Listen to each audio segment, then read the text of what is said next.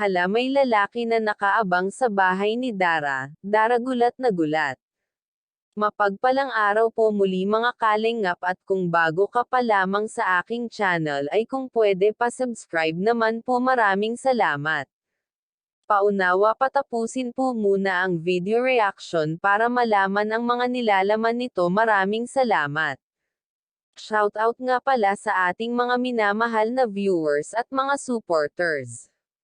Mga kalingap, sobrang nag-enjoy si Dara sa kanyang birthday party. Gabi na nang matapos ang birthday celebration ni Dara.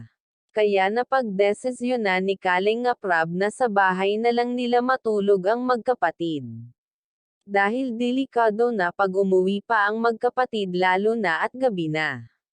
Kinaumagan ay ipinahatid na ni Kalingap Rab sina Dara dahil may pasok pa sila sa school.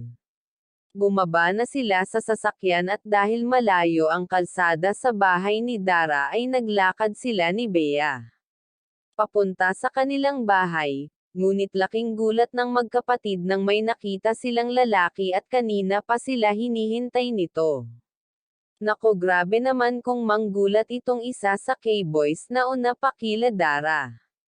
Akala tuloy ni Dara kung sino na, kaya naman pala kanina pa ito nag-aabang kay Dara, siya pala ang maghahatid kay Dara sa eskwelahan.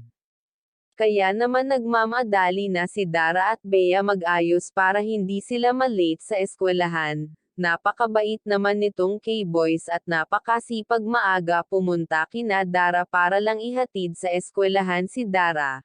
At hanggang dito na lang muna ang update ko. Pakisuportahan ang ama ng Kalingap na si Val Santos Matubang at anak na si Kalingap Rab. Maraming salamat po sa panonood ninyo.